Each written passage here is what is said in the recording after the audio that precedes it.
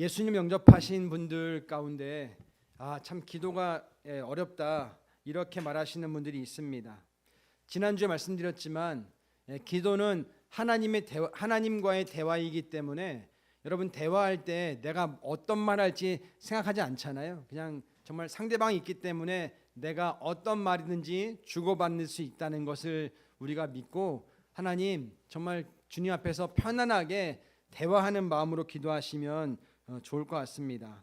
그리고 좀 더 발전해서 내가 그럼에도 불구하고 잘 모르겠다 싶으면 우리가 지난주부터 오늘까지 보는 이 주기도문, 예수님이 가르쳐 주시는 어떻게 기도하십시오 이렇게 이제 말씀하시는데, 이 기도를 정말 도무지 모르겠는 분들은 그냥 외우셔서 이것들을 반복하셔도 좋고요. 또 여기에다가 살을 붙이시는 거예요. 내가 우리 아빠에게 고백하는 것처럼 살을 붙이다 보면 이 주기도문이 더 풍성해지고 기도가 더 깊어지는 것들을 경험할 수 있을 것입니다. 중요한 건 정말 하나님, 내가 하나님과 대화합니다. 하나님, 내 기도를, 나의 모든 삶을 주님이 맡아 책임져 주십시오. 이렇게 기도하는, 대화하는 것도 중요하고요. 또 하나는 하나님, 내가 하나님의 이름을 더욱더 영광되게 하겠습니다. 그래서 하나님을 돋보이게 하는 그런 삶을 살기 원합니다. 나의 이 약한 삶, 나의 이 약한 육체, 나의 이 쉽지 않은 이 환경을 주님이 그 이름이 영광스러워지도록 나를 사용해 주십시오. 그렇게 기도하실 때 하나님께서 은혜를 주실 줄 믿습니다. 오늘 말씀을 통해서는 우리가 주님이 가르쳐 주신 것이 그 기도를 통해서 몇 가지 보기를 원하는데요. 첫 번째, 하나님의 나라가 임하도록 기도하는 것입니다. 우리 10절 말씀 같이 볼까요? 마태복음 6장 10절입니다. 같이 읽습니다. 그 나라를 오게 하여 주시며 그 뜻을 하늘에서 이루신 같이 땅에서도 이루어 주십시오. 여러분, 하늘나라는 한자로 천국이잖아요. 한마디로 하나님, 우리 삶을 통해서 천국을 이루기 원합니다. 천국 그러면 우리는 그냥 죽어서 가는 곳 그렇게 생각할 수 있는데, 아니요. 그것 말고 정말 내가 예수님 만나면 이제 내 마음이 평화가 임하고 전에 누리지 못했던 그 평화를 맛보게 되고, 우리 가정에 평화를 맛보게 된다면 그것이 천국 아니겠습니까? 그러니까 내 마음이 천국 되어지고 우리 가정이 천국 되어지고 내가 하는 모든 일 가운데 하나님의 평강이 임하기 때문에 그 내가 머무는 곳곳마다, 내가 삶의 영역마다 하나님의 천국을 이루기 원합니다. 하나님, 어쩌면 내가 지금 만나고 있는 이 상황이, 내가 지금 지나고 있는 이 순간순간들이 내 힘으로 할 수 없는, 어찌 보면 캄캄한 칠흑 같고 정말 어두운 순간일 수 있는데, 그럼에도 불구하고 그곳 가운데도 하나님의 나라가 임해 주십시오 우리가 말할 수 있다면 그것이 천국 아니겠습니까? 그러니까 하나님, 지금 내 삶을 하나님의 천국으로 바꿔주십시오 이렇게 기도할 수 있는 것, 이것이 정말 중요하다는 것이죠. 여러분, 하나님께서 우리 가정을 다스리실 때 그곳에 평화와 기쁨이 있고 거기에 천국이 이루어지는 것입니다. 하나님께서 내 삶을 지금 지배하시고 통치하시고 다스리실 때 내 삶은 그야말로 작은 천국이 되는 것입니다. 그래서 주님이 통치하시는, 주님의 평화와 기쁨을 맛보는 그런 삶이 될 수 있도록 기도하는 것, 이것이 정말 중요하다는 것이죠. 우리 여기 계시지만 우리 강복 어머니 이렇게 교회를 18년 만에 이제 교회를 나오기 시작하셨잖아요. 나오고 나서 그러시는 거예요. 교회 가니까 마음이 평안해. 예수님께 나오니까 내 마음이 행복해. 이런 말씀하시는 것이죠. 그러니까 여러분, 그 내가 만난 그 예수님을 또 이웃들에게 전하시는 거예요. 골목에 같은 그 중국 동포 이제 어머니들이 계시는데 그분들에게 교회 한번 나와봐, 예수님 한번 믿어봐 이렇게 소개하시고, 그래서 지난주에 우리 이정희 어머니를 68년 만에 처음으로 교회에 오게 하는 그런 또 놀라운 은혜를 맛보지 않았습니까? 그러니까 내가 만난 그 작은 천국을 소개하고 알리는 것, 이것이 우리가 해야 될 일이라는 것이죠. 그러니까 내가 지금 내 형편, 내 환경, 내 상황이 그것이 아니라 예수님으로 인해서 내 마음 가운데 평안이 있다면, 예수님으로 인해서 내 마음 가운데 천국을 누린다면 그것을 전하는 것, 그것이 우리가 할 일 아니겠습니까? 하나님, 그렇습니다. 하나님의 나라가 임하여 주시오며, 하나님의 나라가 내 삶 가운데 이루어지게 해주십시오 말하는 것, 이것이 무엇보다 중요한 것입니다. 여러분, 여기서 지금 보면 땅이라는 지금 하늘의 뜻이, 그 나라가 그 뜻을 하늘 이룬 것 같이 땅에서도 이루어 주십시오 이렇게 말하고 있습니다. 그러니까 이 하늘이라는 건 천국인 거 아시겠죠? 그렇다면 이 땅에도 그 천국이 이루어질 수 있다는 말 아니겠습니까? 바꿔 말하면 이 땅은 지금 천국이 아닐 수 있다는 말이잖아요. 또 내가 사는 곳곳은 하나님은 분명 천국을 주기 원하시지만 그 어떤 공격으로 인해서, 어떠한 방해로 인해서 천국을 못 누릴 수 있지 않겠습니까? 지금 그 전제를 깔고 말씀하시는 것입니다. 그러니까 아담이 범죄함으로 인해서 원래는 에덴 동산 전체가 다 하나님의 나라였는데 그 아담의 범죄로 말미암아서 이제는 우리가 그 천국이 내 거였는데 내 것을 빼앗기게 된 것이죠. 그러니까 천국을 못 누리게 하는 어떠한 대상이 있다는 말 아니겠습니까? 그러니까 내가 지금 신앙생활을 시작했는데 내가 그 평화를 못 누리도록 방해하는 어떤 공격이 있다면, 하나님, 그럼에도 불구하고 내 안에 다시 한번 하나님의 평화가, 하나님의 천국이 이루어지기를 바랍니다 기도하는 것, 이것이 무엇보다 중요하지 않겠습니까? 그리고 분명 하나님은 나에게 천국이 이루어지기 원하지만 그걸 방해하는 세력이 있는데 그것이 사탄이라고 우리는 알고 있지 않습니까? 사탄은 어떻게 해서든 우리를 그 천국으로부터 떨어뜨려 놓는 그런 방해와 이런 이 괴계를 우리 가운데 행하지 않겠습니까? 그러니까 하나님, 그럼에도 불구하고 제가 작은 천국을 이루기 원합니다. 지금 제 안에 복닥거리는 이 정말 복잡한 심정, 어려운 환경이 있지만 그럼에도 주님, 제가 주님의 천국을 이루기 원합니다 말하는 것, 이것이 중요하지 않겠습니까? 왜 그럴까요? 왜냐하면 사단은 아담으로 말미암아 범죄에게 해서 아담이 하나님의 평강, 하나님의 천국을 잃어버리게 했다면 그 천국을 다시 회복하신 분이 계신데 그분이 바로 예수 그리스도시라는 것이죠. 예수 그리스도가 이 땅에 오셔서 우리 삶의 주인 되어 주시고, 그 예수님이 십자가를 통해서 고난 받으셨지만 사흘 만에 부활하심으로 말미암아 하나님의 그 완성, 하나님 나라의 그 역사를 우리 가운데 보여주신 것, 이것이야말로 진정한 승리를 할 수 있지 않겠습니까?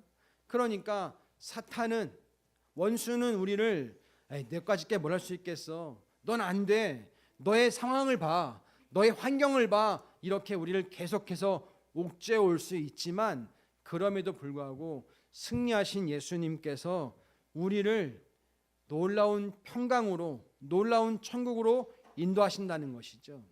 여러분, 십자가와 그 부활을 통해서 사단은 패배한 것을 우리는 분명히 믿지 않겠습니까?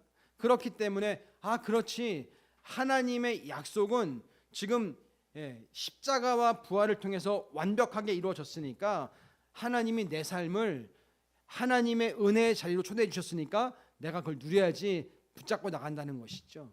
더 분명한 것은 또 예수님이 이루어놓으신 그 승리가 아직은 완전해지지 않았다는 것을 우리는 믿지 않습니까? 지금 우리가 살아가는 세상은 아직까지는 그 승리가 이루어지지 않았습니다. 그렇지만 우리는 승리를 보장받은 사람들이라는 것이죠. 예를 들어 볼까요?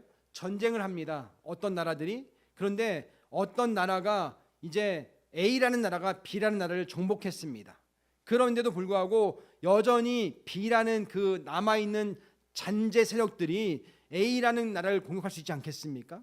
그런데 분명한 것은 지금 공식적으로는 전쟁이 끝난 것이죠. A라는 나라가 B라는 나라를 정복한 것입니다. 지금 잠깐은 전투는 있지만 전쟁은 끝났다는 것이죠. 우리가 그런 상태 아니겠습니까? 예수님이 십자가와 부활을 통해서 우리에게 승리를 알려주셨고 또 그 하늘로 올라가신 승천하신 주님이 언젠가는 다시 오실 터인데 우리가 살아가는 이 세계는 여전히 마귀의 괴계와 우리를 향한 공격이 있다 할지라도 그럼에도 불구하고 분명한 것은 예수님이 다시 오신다는 것을 우리를 확신하기 때문에 주님 그렇습니다. 내 삶 가운데 하나님의 작은 천국이 이루어질 믿습니다. 그래서 하나님 내 삶을 통치해 주십시오. 지금 복닥거리는 내 상황 속에서 또 우리 가정의 여러 가지 환경과 형편 속에서 아니 우리 교회가 지금 여전히 진행 중인 그런 영적인 싸움 속에서 승리할 수 있기 원합니다. 기대하는 것 이것이 무엇보다 중요하지 않겠습니까? 여러분 우리가 세상에서는 인간으로는 가망이 없습니다. 내 힘으로는 우리가 절대로 이길 수 없습니다. 그렇지만 우리 함께 하시는 그 예수 그리스도 우리 안에 참된 복을 주신 그 예수 그리스도 그것을 바라보는 가운데 우리는 전진해 간다는 것이죠. 분명한 것은 이 땅은 언젠가는 하나님의 나라가 도래한다는 것을 붙잡는 게 중요한 것입니다. 그래서 예수님께서 그 하나님의 나라가 언제 완성되냐? 그것은 결국 천하 만민에게 복음이 증거될 때 완성된다고 말씀하시는데요. 우리 같이 한번 마태복음 24장 14절 말씀을 같이 볼까요? 같이 읽겠습니다. 시작. 이 하늘나라의 복음이 온 세상에 전파되어서 모든 민족에게 증언될 것이다. 그때야 끝이 올 것이다. 그 끝이라는 건 예수님이 다시 오셔서 우리를 완전한 천국으로 인도하시는 그때를 말하는 것인데 그때까지는 우리가 여전히 우리 안에 싸움도 있고 전쟁도 있고 괴계도 있고 영적인 아픔도 있지만 그러나 중요한 건 하나님 제 안에 제 삶에 우리 교회에 우리 가정 가운데 하나님의 뜻이 이루어지길 원합니다. 기도하는 것 이것이 무엇보다 중요하다는 것이죠. 바라기는 우리 열린문교회 성도님들은 지금 어떠한 형편 가운데 있다 할지라도 하나님의 뜻이 하늘에서 이룬 것 같이 내가 머무르는 이 땅에서도 이루어지기를 기대합니다 하는 마음으로 기도할 수 있기를 예수님의 이름으로 축원드립니다. 두 번째, 예수님께서 기도를 가르쳐 주시면서 필요한 양식을 위하여 기도하라고 말씀하십니다. 우리 11절 말씀 같이 보겠습니다. 마태복음 6장 11절입니다. 시작. 오늘 우리에게 필요한 양식을 내려주시고, 여기 개역 성경에는 일용할 양식이라고 나와 있잖아요. 그래서 주님께서 오늘 우리에게 필요한 양식을 내려주신다는 기도를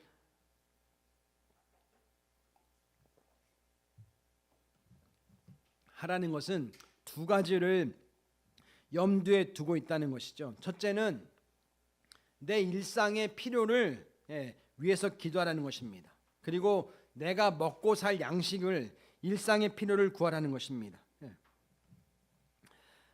여러분 하나님께 나의 일상의 필요를 구하시라는 것입니다.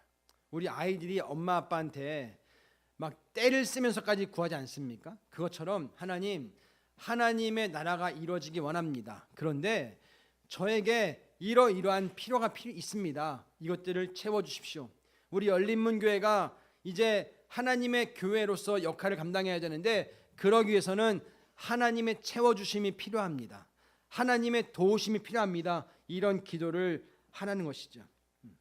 여러분 인간은 누구나 다 약간 이기적입니다.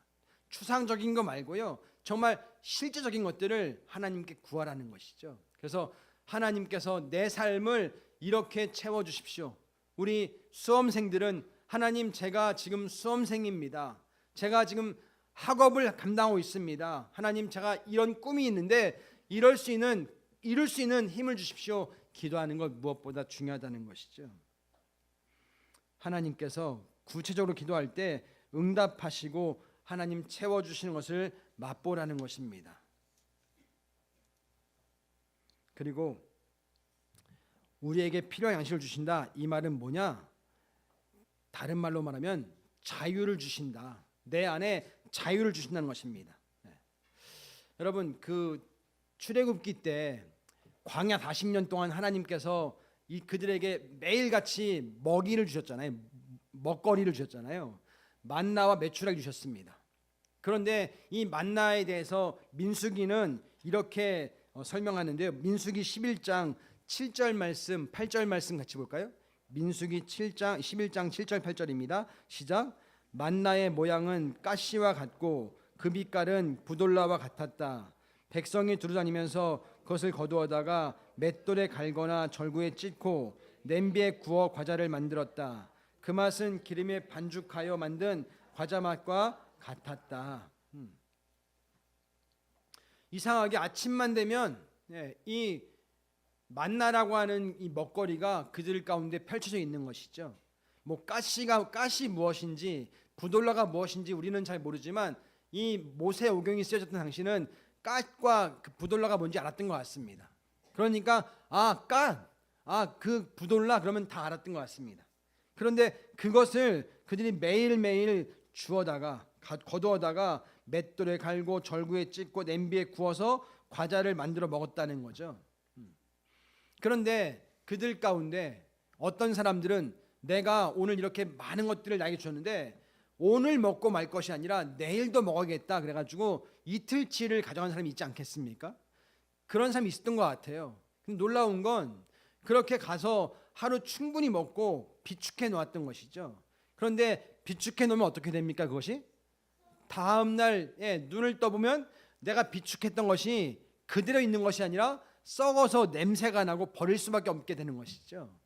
무슨 말이냐? 하나님께서는 내가 너희들한테 이 가시와 같고 부돌라 같은 만나를 매일매일 먹을 것이니까 너희는 그날 하루에 족해서 거기에 감사해라. 그런데 사람들은 그러지 못하고 이걸 더 확보하기 위해서 그렇게 애를 쓸 때 하나님께 이것을 썩어버리게 하셨다는 것이죠.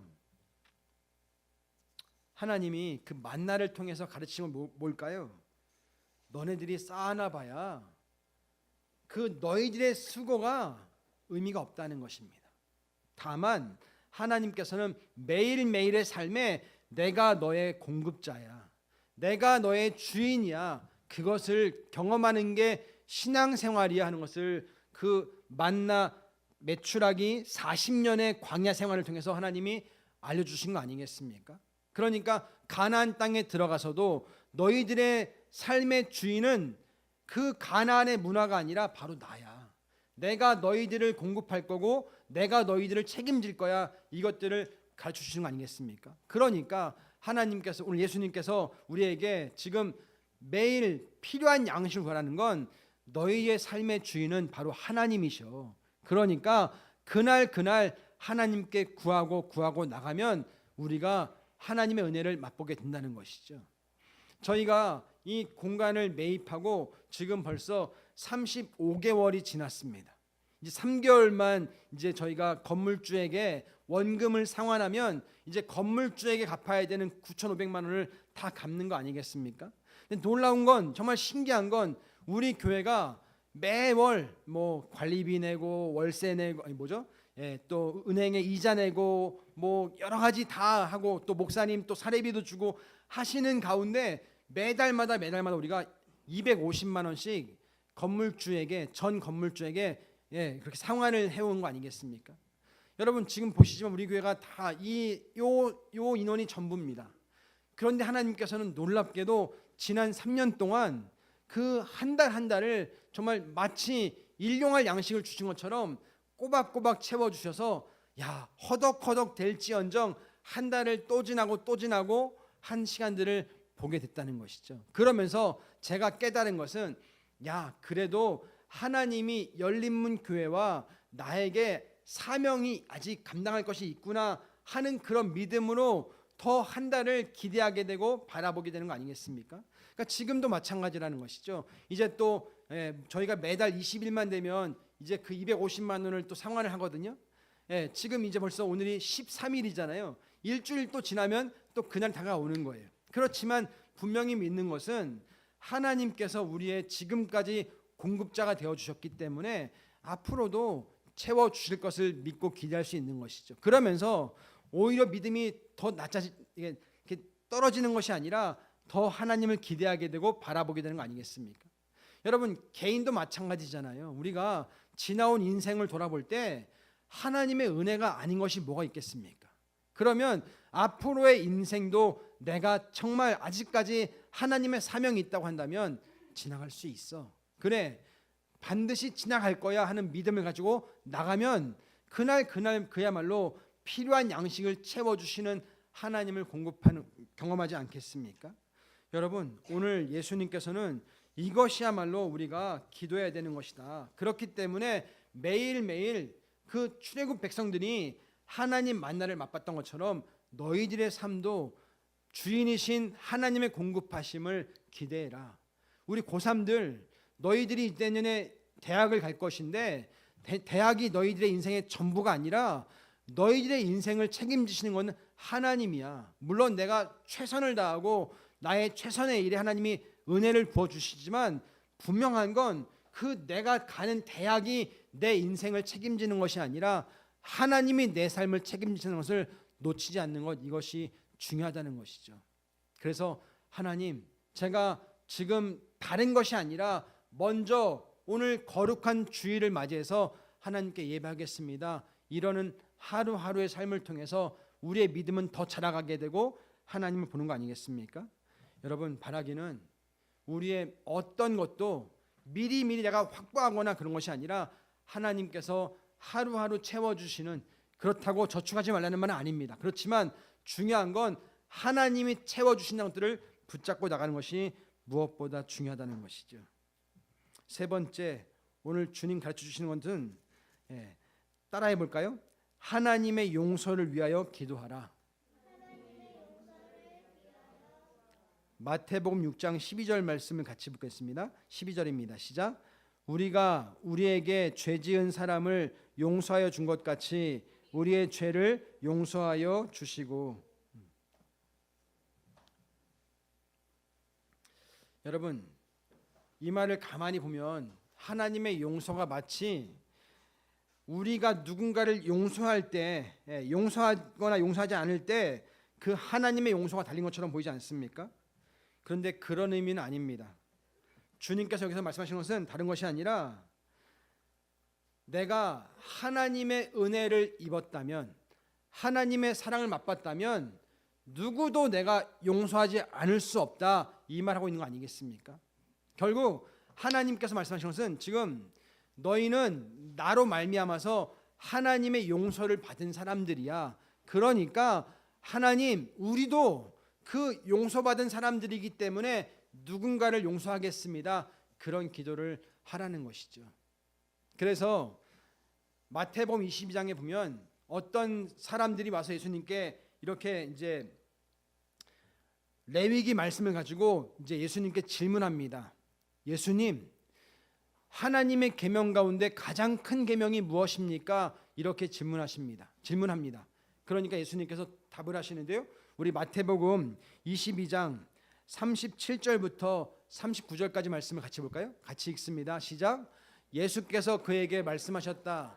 내 마음을 다하고 내 목숨을 다하고 내 뜻을 다하여 주 너희 하나님을 사랑하여라 하였으니 이것이 가장 중요하고 으뜸 가는 계명이다.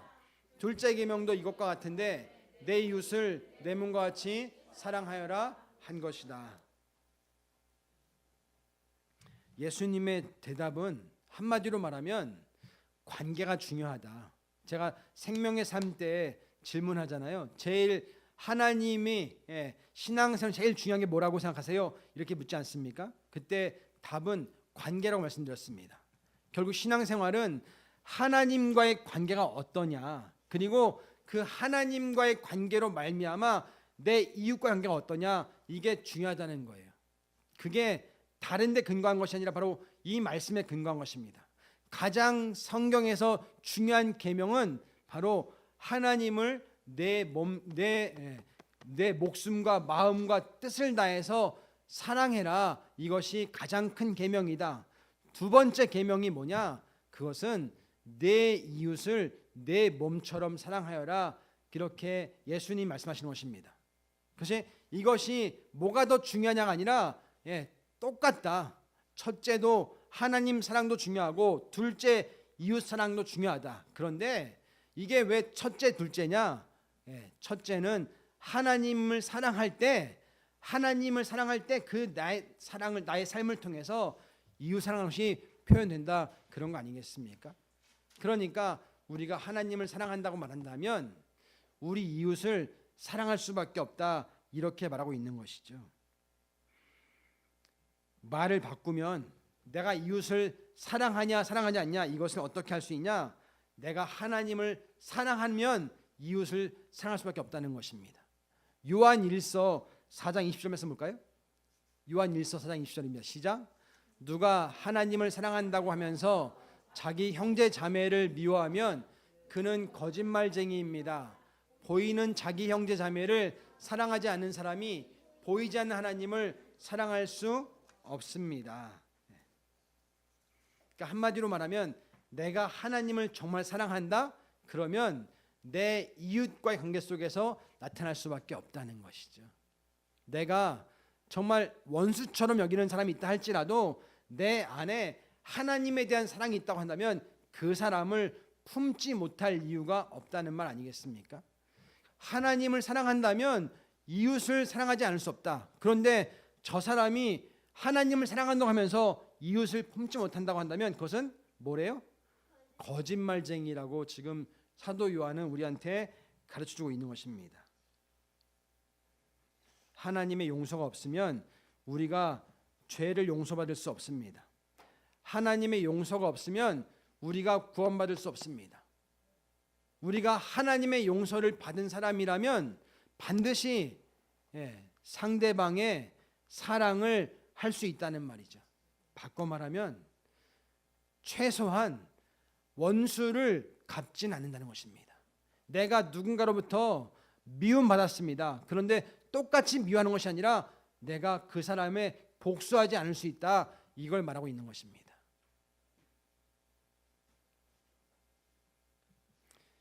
주기도문 말씀하신 다음에 13절까지가 주기도문이거든요. 우리 14절 15절 말씀 같이 볼까요? 14절 15절입니다. 같이 읽습니다. 시작.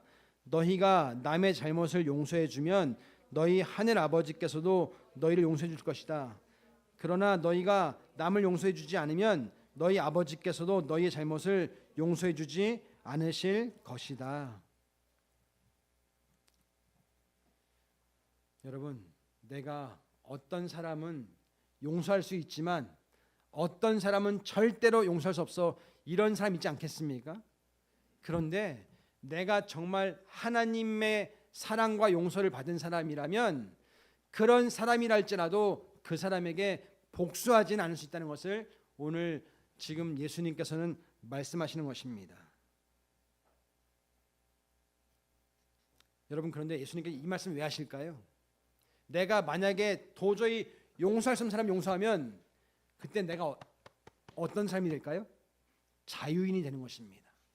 지금까지는 내가 걸려 넘어졌는데 내가 이것들 뛰어넘으면 자유해지는 거 아니겠습니까? 예수님께서는 그걸 말씀하시는 것입니다.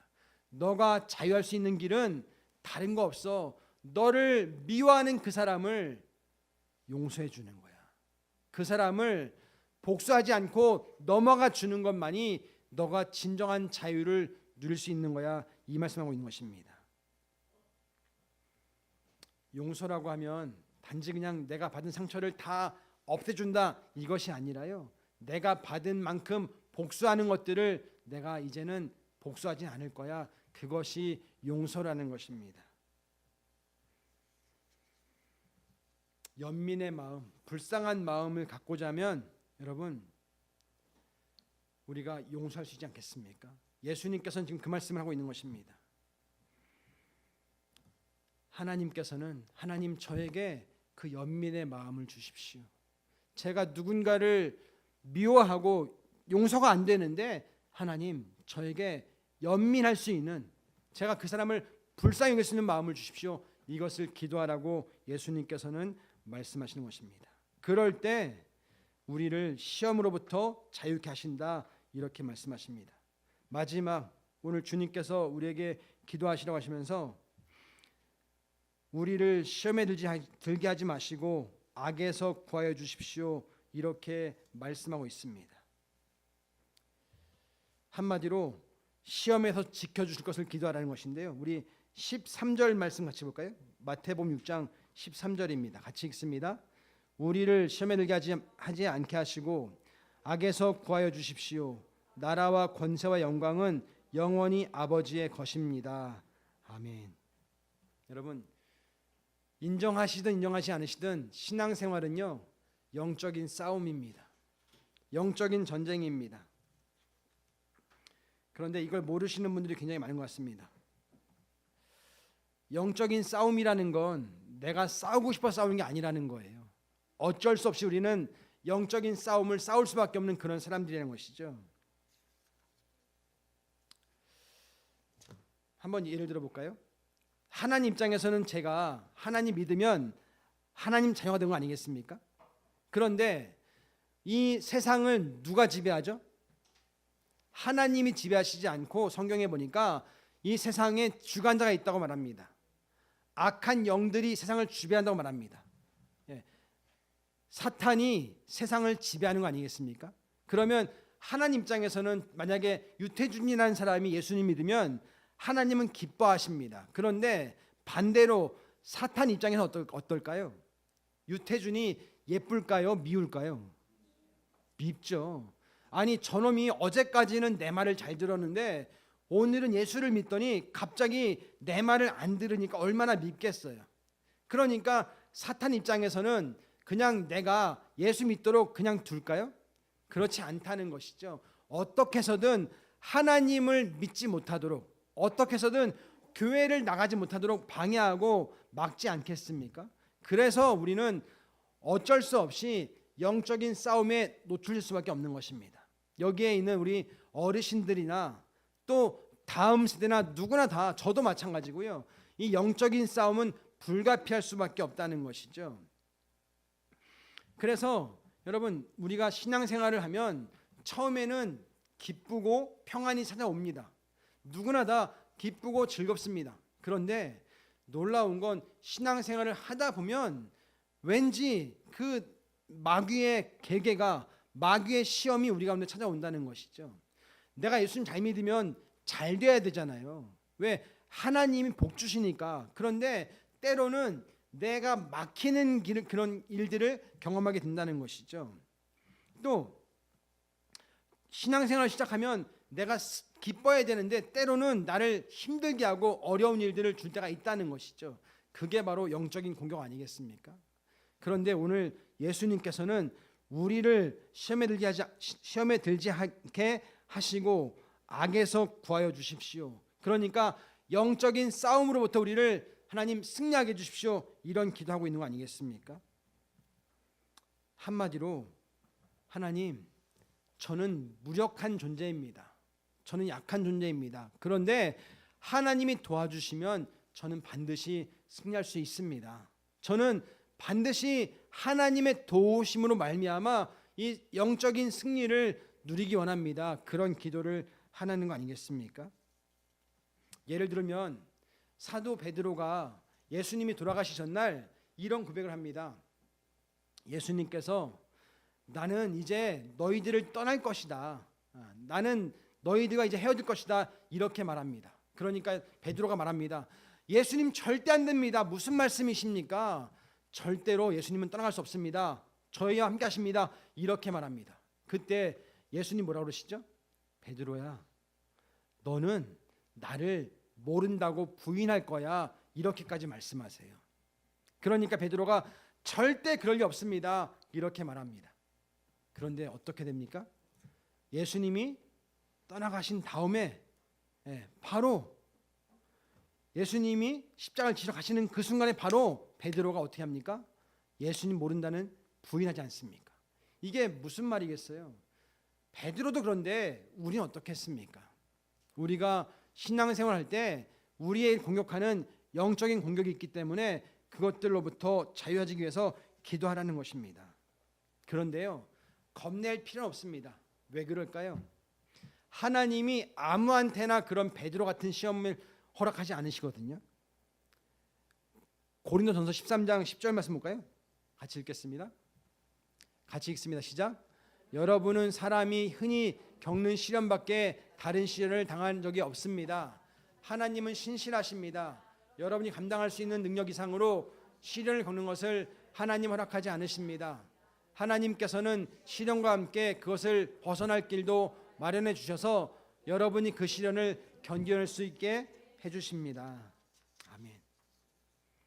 여러분, 우리는 영적인 싸움은 불가피하지만 중요한 건 하나님이 내 수준을 안다는 거예요. 그래서 내가 감당할 시험만 허락하신다는 것입니다. 그래서 하나님은 영적인 싸움에서 시험이 있지만 내가 그 감당할 만큼만 허락하신다는 것을 기억하시고, 주님 그렇습니다. 주님이 도와주시면 저는 반드시 이 시련을 뛰어넘을 수 있습니다. 더 중요한 건요, 그 시련이 지난 다음엔 반드시 뭐가 있을까요? 하나님의 축복이 있습니다. 욥기를 보십시오. 욥이라는 사람은 당대 최고의 부자 같은 사람, 당대 최고의 믿음이 있는 사람 아니었겠습니까? 그런데 이 사람이 하루아침에 그 모든 것들을 다 잃잖아요. 자기의 그 많던 재산들을 다 잃고요, 자기의 자녀들 10명을 다 잃습니다. 그리고 심지어 자기에게 있던 건강까지도 다 잃습니다. 그리고 그 수많은 공격을 받으면서 시간들을 지나가게 됩니다. 그런데 놀라운 건 하나님께서 이 욥이 나중에 하나님 앞에 다시 한번 회복됐을 때 그 전에 가졌던 것들을 그것보다 정확히 2배의 축복을 주는 걸 우리는 볼 수 있습니다. 무슨 말이겠습니까? 우리에게도 영적인 싸움과 영적인 시련이 있을 수 있지만 이것들을 뛰어넘을 때, 이것들을 우리가 승리할 때 반드시 거기에 하나님 축복이 있다는 말 아니겠습니까? 여러분, 신앙생활은 하나님의 약속이 있는, 하나님의 보증이 있는, 하나님의 보답이 있는 놀라운 축복의 통로인 것을 기억하시기 바랍니다. 그리고 오늘 예수님 가르쳐준 이 기도를 따라서 주님, 제가 하나님께 구하겠습니다. 하나님 저를 도와주십시오. 그렇게 했을 때 하나님께서는 우리 삶을 더 풍성한 길로, 더 놀라운 길로 채우실 줄 믿습니다. 그래서 오늘 이 약속을 붙잡고 주님 나라의 기쁨과 평화가 누리게 되는 은혜를 누릴 수 있기를 예수님의 이름으로 축원드립니다. 기도하시겠습니다.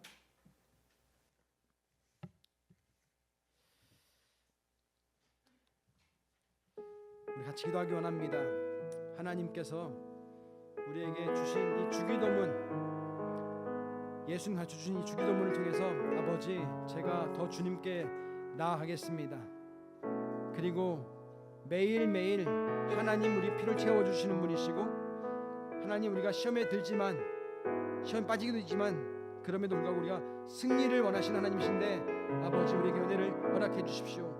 오늘 들은 말씀을 놓고 같이 내 목소리로 같이 기도하시겠습니다. 하나님 아버지, 감사합니다. 주님께 맡기며 나갈 수 있게 합니다. 주님, 저희는 약합니다. 시험에 들 수밖에 없지만 아버지 바라보고 맡기겠습니다. 주님께 살아계십니다. 도와주시고 함께 해주십시오. 하나님 나라, 하나님의 뜻을 이룰 수 있게 원합니다.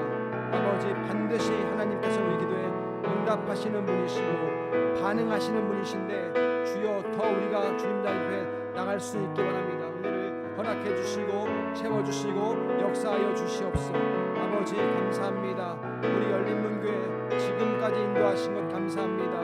우리 안에 하나님 나라가 이루어지기를 소원합니다. 작은 천국이 이루어지기 소원합니다.